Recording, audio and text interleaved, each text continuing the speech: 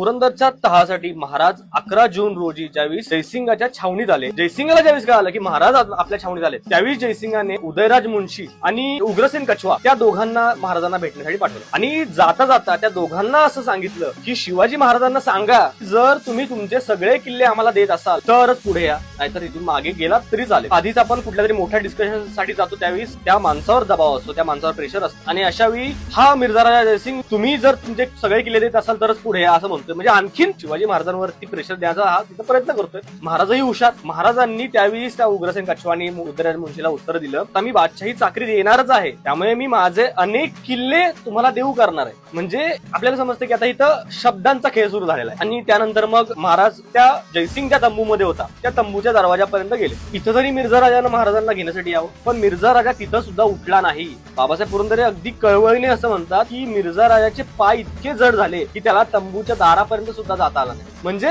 का तो कठोर झाला होता. म्हणजे मिर्झा राजाचा मोटिव्ह हा होता, मी तुला तह करायला भाग पाडले किंवा तह करायची इच्छा तुझी आहे, इच्छा शिवाजी महाराजांची, त्यामुळे मी पुढे येणार नाही. शिवाजी महाराज आत आले, जयसिंगाच्या समोर बसले आणि बसल्या बसल्या पहिल्यांदा महाराज म्हणाले, राजाजी हे थांबवा, पुरंदरवर जे चाललंय ते थांबवा. तर महाराजांना माहिती होतं की खूप नाहक प्राणहानी झालेली आहे आणि आणखी प्राणहानी होणं महाराजांना परवडणारं नव्हतं. म्हणून महाराज म्हणाले, राजाजी हे थांबवा, हा पुरंदर मी तुम्हाला आत्ता देतो. तर मिर्झा राजा म्हणतोय की हा पुरंदर तर माझ्या बहादरांनी घेतलेला आहे, तू आणखी कोणते किल्ले बादशाला भेट देतोय ते सांग. म्हणजे इथं समजतं आपल्याला की महाराजांना पहिल्यांदाच असा कोणतरी भेटला होता की जो त्यांच्या सारख्याच चाली खेळत. शेवटी काय झालं की महाराजांना त्या पुरंदरवरच्या लोकांचे प्राण वाचवणं गरजेचं होतं हे महाराजांना माहिती होतं. म्हणून महाराजांनी त्यांचा एक माणूस मुघलांच्या माणसासोबत पाठवला आणि त्यानुसार मग पुरंदर मुघलांच्या ताब्यात गेला. तर इथून पुढे महाराजांचा खरा खेळ सुरू होता. इथं मिर्झा राजाने काय केलं, मिर्झा राजानं सूरजसिंग कछवा आणि उदयराज मुन्शी जे होते त्या दोघांना आधीच तहाची बोलणी काय करायची या गोष्टींचा तपशील दिला होता, किंवा त्यांचं आधीच ठरलं होतं की काय तह करायचा आहे, काय